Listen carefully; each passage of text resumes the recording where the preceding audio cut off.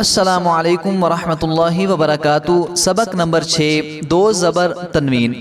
زبر کے بعد دو زبر کا سبق لایا گیا ہے تاکہ زبر اور دو زبر کے درمیان فرق اچھی طرح واضح ہو جائے۔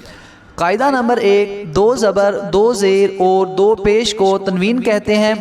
حروف تنوین پر بعض اوقات غنہ کیا جاتا ہے، نیز تنوین ہمیشہ کلمے کے آخر میں آتی ہے۔ قاعدہ نمبر 2، ناک میں آواز لے جانے کو غنہ کہتے ہیں اور غنہ ایک الف کے برابر کیا جاتا ہے۔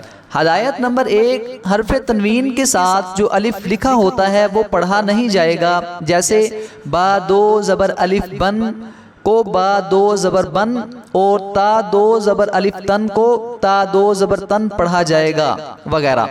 ہدایت نمبر 2، حروف کی صحیح ادائیگی کا خیال رکھا جائے، ایسا نہ ہو کہ با دو زبر بن پڑھتے وقت با دو زبر بان ہو جائے، بلکہ با دو زبر بن ہی پڑھیں۔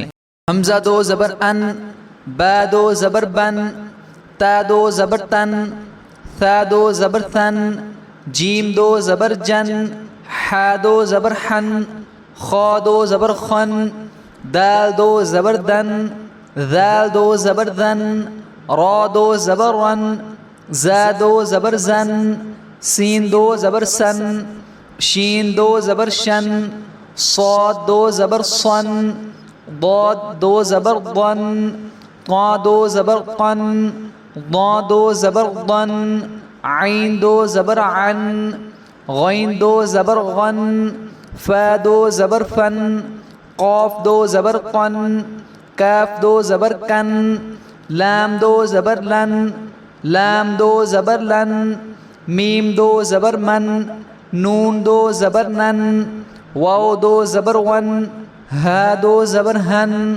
حمزہ دو زبر ان، یا دو زبر ین۔